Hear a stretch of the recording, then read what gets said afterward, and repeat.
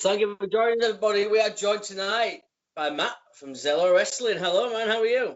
Hey, guys. How are you? Doing well? We're good, man. It's a pleasure to have you here. We've wanted to get you on for a while, so it's awesome. We've finally made it happen. Absolutely. Well, before we get into wrestling, how's your day going? I mean, how's life over there for you at the minute? So far so good, all things considered. 2021 is off to a relatively decent start, being cautiously optimistic. I'm here in Kansas City, right in the heart of the U.S. So right now we're still experiencing a little bit of mild winter, but not too shabby. But we're certainly looking forward to what the year has to come as of right now. I mean, it's going to be a big year for you, I think. Yeah. I know, like, of the last few years, you have been putting on great shows, but I feel like 2021 is going to be the year you stand out even more so because, like I said before we started recording, so many people we interview mention Zelo Pro Wrestling, and especially Trevor Outlaw. Trevor Outlaw cannot say enough good things about you. Great dude. He's great guy. A disgusting person at times, calls everyone a derelict. He said that Zelo was a brilliant promotion. So I call that a win. Yeah. Anytime you get Trevor to say something nice about somebody, it's a win. He said they're definitely not derelicts. So there we go. Yeah. Hey, highest compliment we could possibly receive. I think he also told us when we speak to you, he mentioned about putting him in all the future title matches. He may have sent me several DMs along the same lines. So sounds about right. He's staying consistent. Yeah. But how's it been for you? I mean, obviously you've been like the popularity of Zelo has been increasing every single year. What's it been like for you going on that ride? Yeah, and I appreciate those words of affirmation. It's certainly something that we strive for, and the way that we present our product and our business and our brand has always been derived on standing out and being able to make an impact and make a difference, especially in ways that other promotions are not. And being able to have that in the forefront of our minds at all time from the very beginning and see that come to fruition. And we've only been around since 2017, so it's been about 3.5 years. Granted, there's a lot of knowledge and a lot of experience behind the scenes beyond even before Zelo, but putting that all together and knowing that we had this mission in mind and seeing it actually reach the levels that it has in that short period of time has been really incredible, and we are so appreciative of the work that we've been able to do and all the talent that's been involved working with us, and certainly the fans and gentlemen like yourself who have kind of bought into what it is that we're trying to put out there and that it's resonating, which is really, really great. Look at some of the talent you've had in that short period of time. Like when I first saw one of the Zelo posters on Twitter, I think it was. In my head, I was like, well, this must be a company that's been around for, much longer than you have been, just by the talent that was on the show. I'm just trying to think the first show that I saw. I can't remember the name of the show, but I just remember looking at it and thinking, that's a stacked card. So what's it been like for you, having all this talent on the show from, this early on in Zelo's history? You've got, like the former Raiden English, for example. Right. You've got an incredible women's division, which I believe you're currently in the process of getting a championship for.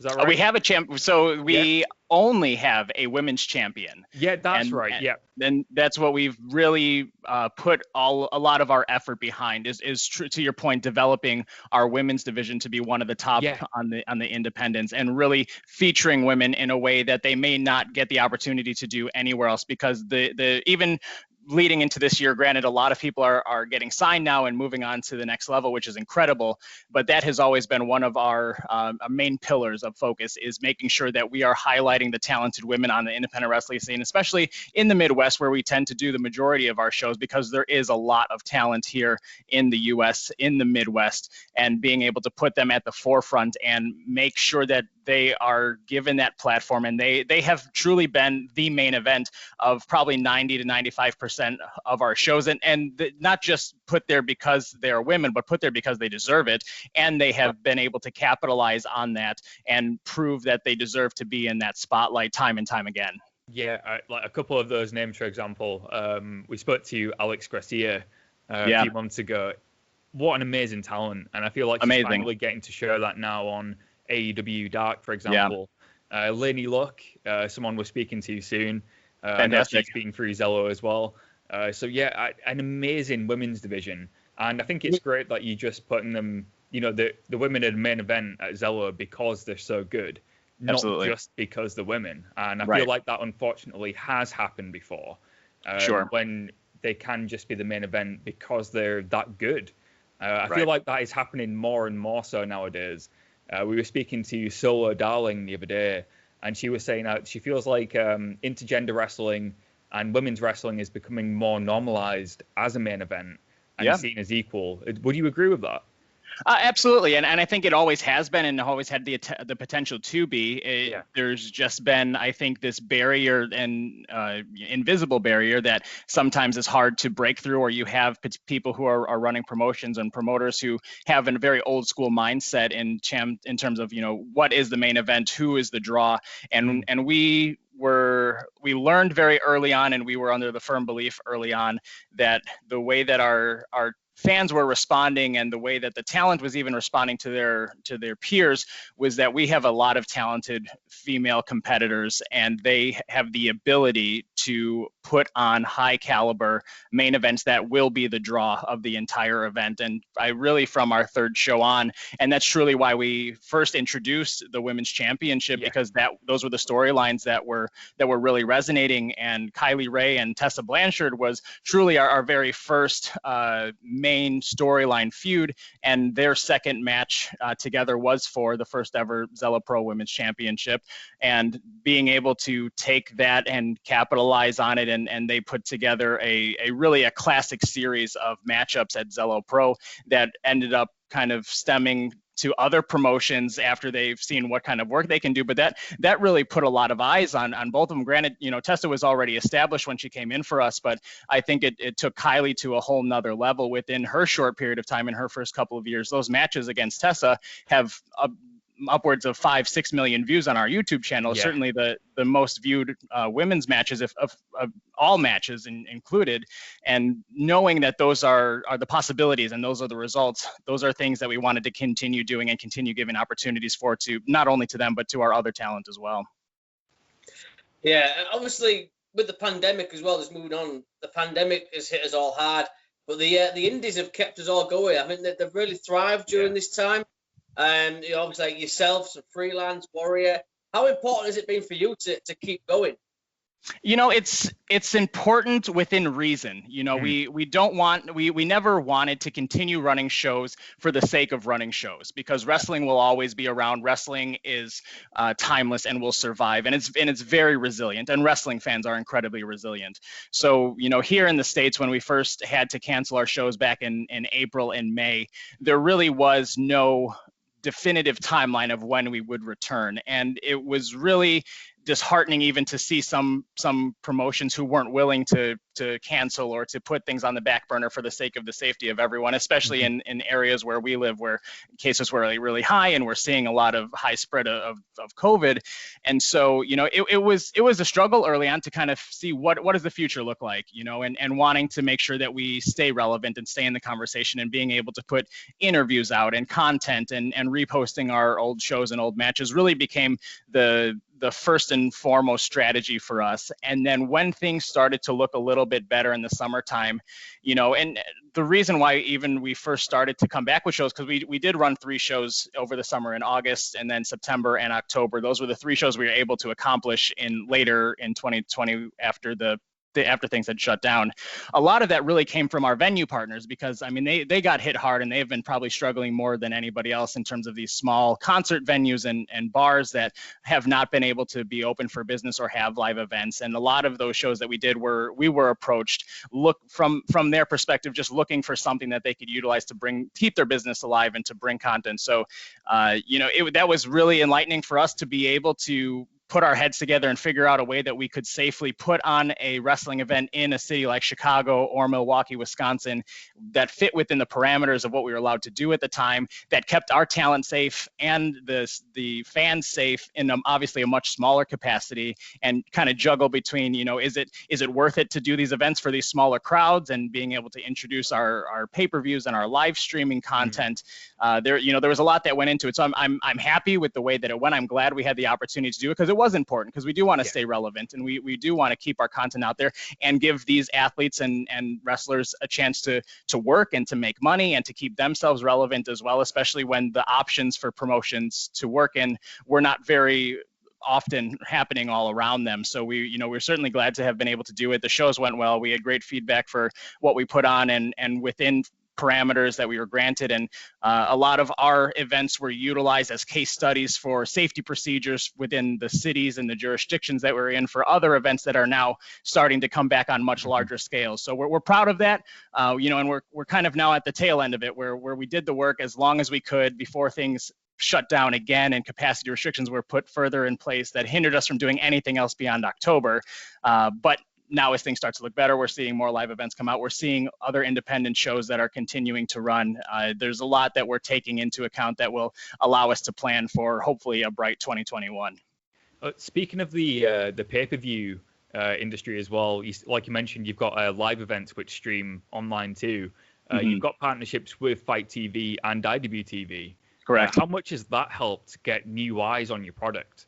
It's helped a lot because those were totally different platforms. Prior to 2020, all of our events were never streamed live, but they were always uploaded to YouTube for free afterwards, which really helped us and catapulted our part of the way that we got eyes on us was that our product was available widely for free. Anytime you want to look for something, it was available on YouTube. And for the most part, all of those videos still live there. And at some point, all the matches will live there. We've now just changed our model to where we are able to capitalize utilizing these new partnerships in Fight and IWTV to get new fans who are more acclimated to utilizing those platforms and our subscribers and are seeing us for the first time. And then they're able to go back and look at our YouTube channel to see everything else that exists for free without having to search for it or pay for it, which has worked out nicely for us and has been a new revenue stream in terms of being able to put on pay-per-view events. So I think we'll probably see a hybrid of that as we move forward because the pay-per-view industry has started to really work well for us, but we also will still want to be accessible to fans in any way that we possibly can. So you'll still see a strong presence of us on our YouTube page. Yeah, I think that's awesome that you've got those relationships with IWTV and Fight TV, because obviously we're in the UK, right? And we haven't got any wrestling at the moment. We haven't had a wrestling show here since March, so we've kind of thrown ourselves into the American independence, and we're just watching as much as we can. Absolutely. So the fact that we've been able to watch Warrior or Synergy or Zelo has kept us going, and to the point where now, as soon as we can, we want to come back over and go to all of these shows live. We know it'll be expensive, but we're fans now, and for sure. It's because of that, because of the pay-per-views that we can now watch on those streaming platforms. And a bonus as well. I mean, my favourite colour is green, so you guys drew me in straight away. So you must have known. There's some psychology to that, I'm sure. Yeah. But like Cal said as well, IWTV Fight. How important is that as well, that you are getting the eyes from us in the UK and around the world? How important is that to you? It's incredibly important because we were always looking to have a global audience. Granted, we're running events here in the States, but we have a product that is easily assimilated and enjoyed regardless of your place of origin or your country that you reside in. And we've been able to see that. I mean, I believe that our first Fight pay-per-view that we did, we had subscription or Fight purchases in over 12 countries. So, it's not something that we always track on our YouTube videos, but being able to see that and see where a lot of these buys are coming from, and a lot of them were international, was really eye-opening, and it was exciting to see because it's an audience on a global scale that's growing beyond what we're doing. But obviously what we're doing is resonating beyond what we are doing here in the States too, it's incredibly important. Speaking of the UK market as well, obviously you're building up that fan base in the UK and around the world. We've got to ask, being from the UK, when you can, when the world opens up, would you look at doing a crossover with a promotion in the UK, for example? Oh, without a doubt, without a doubt. We enjoy collaboration, and I think that's important, especially for the independent wrestling scene. And we have a lot of talent who would love the opportunity to work overseas in a lot of different countries. So to be able to do that from our perspective as the brand, but also give that opportunity to a lot of our talent who deserve it, who may not have the resources or the opportunities to do so otherwise, we would jump at that in a heartbeat, no doubt. Yeah, and we'll be front row, dude. Believe me, wherever it is, we'll be front row. looking forward to that, no doubt. I mean, the other thing is, obviously, we mentioned like the indie scene thriving, but Chicago especially, like obviously yourself, freelance warrior. I mean, how vital is that Chicago scene for you? I mean, you've got probably the best fan base in the world. Oh, it's unbelievable. You if you put, the surveys out there and you get the response from fans, whether they are from Chicagoland area or not, most people believe that Chicago is one of the greatest wrestling cities in the world just based on history and based on events and what they're able to see there in the city. And I'm born and raised in the Chicagoland area. I grew up going to independent wrestling shows in Chicago, so I know the importance of the history and how rich it is. And even when starting Zelo, there was some apprehension about running in Chicago because truly it is saturated with options for professional wrestling, and you have your great established ones like freelance, like AAW, and being able to infiltrate that is not going to be easy to do on any level, and many have tried and failed. And our initial plan was not to be a Chicago wrestling promotion. We wanted to wrestle in Wisconsin and some of the surrounding states, but still in the Midwest because there was a bigger need and less competition outside of there. But the way that things just kind of organically came about and working with venue partners who wanted to promote wrestling within their spaces that happened to be in Chicago, those are the ways that we really started just putting events out there in the Chicagoland area, and utilizing all those other differences that we have in our promotion helped create the ability for us to be in the same conversation as those other promotions that we continue talking about, and really being relevant and kind of shooting ourselves to that top three, within the last couple of years, which has been great. And then also continue the opportunity to host shows outside of Chicago and grow that fan base and audience. You are incredibly lucky to live in Chicago. Yeah. Seriously, dude, we came over for All In at the Oh yeah. That was our first taste of a Chicago crowd.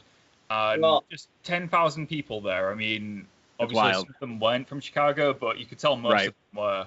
But something about being in Chicago just brought out this atmosphere, and it was infectious. And afterwards, we were just like, that was the best crowd we've ever been part of. And I've been to WrestleMania, 100,000 people, but that 10,000 seemed like 200,000. The noise that they made was incredible. So yeah, it's unbelievable. You're so lucky to live in Chicago, dude.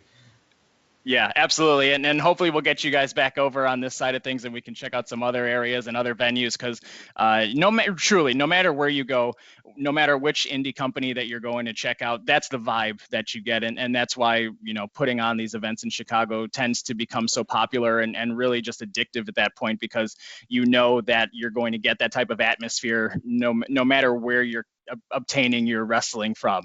Yeah. Yeah, honestly, we can't wait to come back over there. We fell in love with Chicago. It was literally the greatest place I've ever been. I would move tomorrow if I could. Absolutely, I don't blame you. We will be back over there, dude, when the world opens up, because I've told Trevor Outlaw I'm going to have a glass of whiskey with him. There you go. We've also told Mr. Kurt we're going to eat donuts with her, so we've got to come back anyway, and we've got to get front row to a Zelo show as well. That's on the bucket list as well. But we fell in love. Well, it's easy to do. But we mentioned obviously like Calamus in the UK, but when things start to pick up a bit more, is the plans, like you said, to move around the US as well? You mentioned Milwaukee, but is the plans to move all around the US? Yeah, it really is. There are a lot of opportunities that we were exploring before the shutdown of everything that are now starting to resume. And so there are opportunities for us to host events outside of the Midwest and in other cities within the Midwest. Like I live in Kansas City now, and we did a co-promotion with a company called Journey Pro down here in Kansas City in January of 2020. So that was our first event of last year that went really well. And so we would like to do more shows here in the Kansas City area area. There are some opportunities for us to work in Indiana and Nebraska and branch out outside of the Midwest as well. And there may be opportunities with the announcements of the new WrestleManias that are coming up in the next 3 years in various parts of the states that we could that we are exploring on where we can kind of jump in on and see if it makes sense to host shows in Tampa and Dallas and LA that are certainly on the table. So the goal is expansion. And I think we have the interest for it to happen, and it's just going to be a matter of time. Sorry, I've got to ask, Kansas City, this always blows my mind, is in Missouri, right? Not Kansas.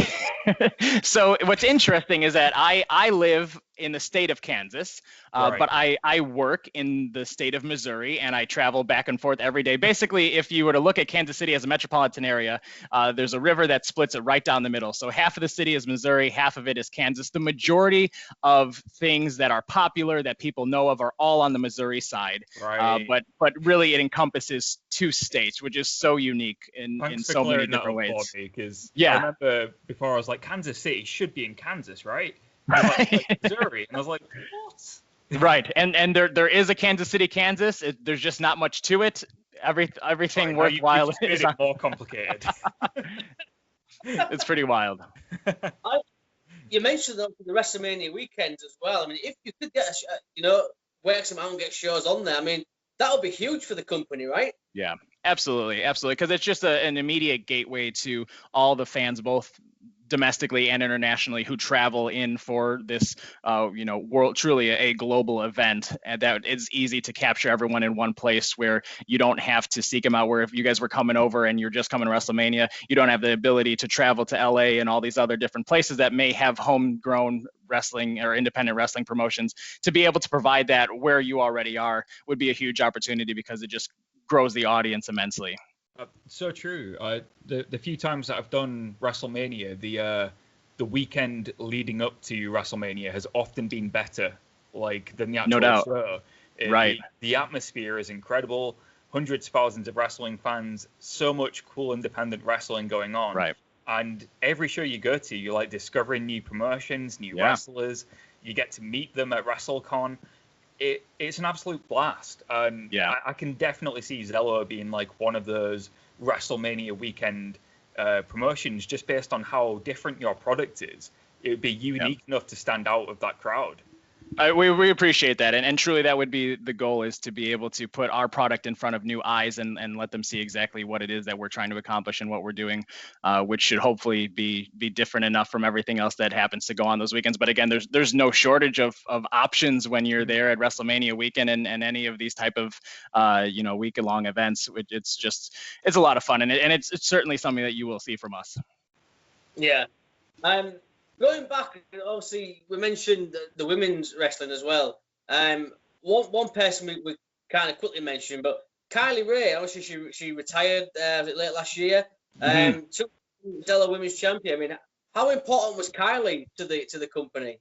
I've said this before, that Zelo was built around Kylie Ray when we first started. I personally knew Kylie when she was training before she had her first match, and you could always see the spark and the talent that was there. And similar to Zelo in our branding is the uniqueness in Kylie Ray. There's really no one else like her in what she's able to do and her personality and what she brings to the table.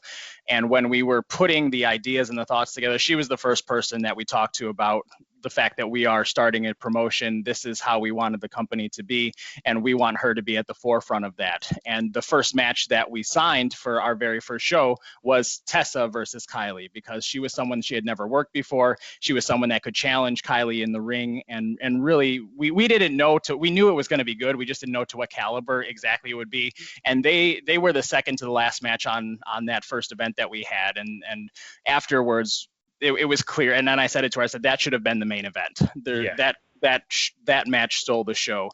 And if this happens again, it will always be the main event, and it ended up being the main event 2 more times for them. But truly, she was a huge catalyst for us when we first started, and I think it was mutually beneficial, and it allowed us to establish her as a top tier female athlete, establish us as a new promotion.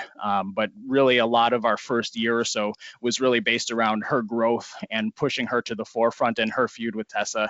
That truly, without her, I don't know if we would be having the same conversations we're having. I think it proved the point. The point Yeah. was, especially Kylie, you know, she's such an incredible talent.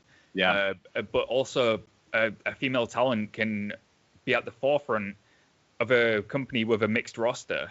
Right. And Absolutely. lead that company and be the main draw. And I feel like you've hit the nail on the head there. She was just as good as any other talent on that roster. A female can lead the company, and I feel like I can see that happening in more companies. I feel like it's becoming more normalized. Even in NXT, I feel like they've got such a strong women's division there. Right. I hope other companies do the same and follow suit.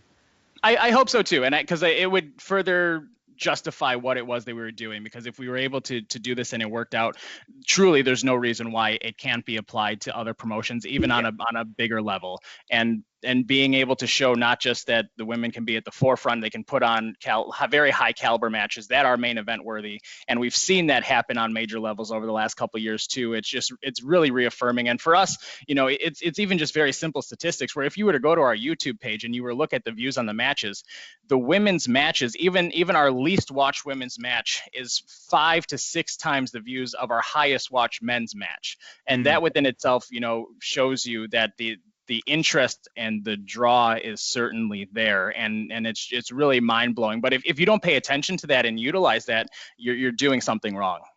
Is there any talent switch out of the roster for Zelo that you'd say we need to keep an eye on this year? Because like we've mentioned before, there's Trevor Outlaw, for example, Mr. Kate, Blair Onyx, all incredible talents from that area. Who would you recommend we keep an eye on this year? Yeah, you know, it's so interesting right now because the shutdown and not being able to run shows on a regular basis have made things very interesting, and a lot of talent that we normally would utilize and feature have gotten signed over the last year or so, which is now giving a huge opportunity for us, a lot of these new up and coming talents like your Missa Kate, like your Trevor Outlaw, and in the short showings that they did have over the last couple of years, they've really put themselves out there and have shown what they're capable of doing. So those two that you mentioned, I think, are very closely being watched. Lainey Luck is our current champion, who has done great work both for us and on the indies, and I think she is really just about to take off because she's one of the last few, I think, that have gotten that huge opportunity that they've been waiting for. And the second that she does, she's going to continue taking her game to the next level because she deserves it, and she is a workhorse, and she has been our forefront woman for the last year or so. She's been Zelo Pro Women's Champion for well over a year now at this point. Even without the pandemic, that would still be the case. So Lainey Luck is a big one. And it'll also be interesting to see once we do start coming back, who is able to start coming back as well. Because there are some talent that we have not seen over the last year who have not wanted to wrestle and take bookings that I think have been itching to do it. You have folks like GPA, you have Pat Monix, who, you know, is a big person for us who retired from wrestling, but, you know, here's to hoping that this time off may potentially convince him to come back. And then there's always new talent that has not debuted for us yet, or like an Alex Gracia who worked for us for just the first time and being able to utilize them again. So I think that the pool is growing and it's ever so talented. But those are the few that I would say keep your eye on for now, but also be prepared for a few wild cards to pop up in there.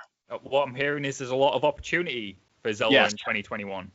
No doubt. A lot of opportunity, a lot of plans in place. And again, we're very cautiously optimistic that we're able to make a return and make big things happen. Hell yeah, man. Now, before we wrap it up, we mentioned it at the start, but we're going to mention it again because he's going to come at us as well. Is Trevor Outlaw's demands going to be met or not? Because he's going to come at all three of us.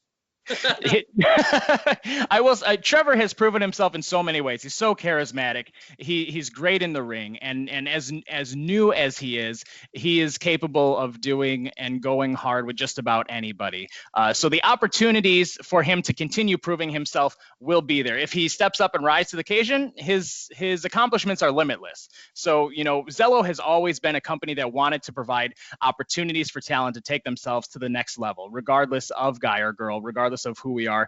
That was always one of our other goals, aside from featuring the women, is to provide a platform for young local talent to be able to push themselves, to showcase their skills, which will take them to the next level. We've seen that come into place now with a lot of our talent taking themselves to the next level and getting signed and getting noticed and being able to take their experience at Zelo and work for other major promotions. So that's certainly going to continue. So if you are given the opportunity to step in a Zelo Pro ring to begin with, you've already set yourself on the right track, and we're going to continue giving you the tools to continue that growth.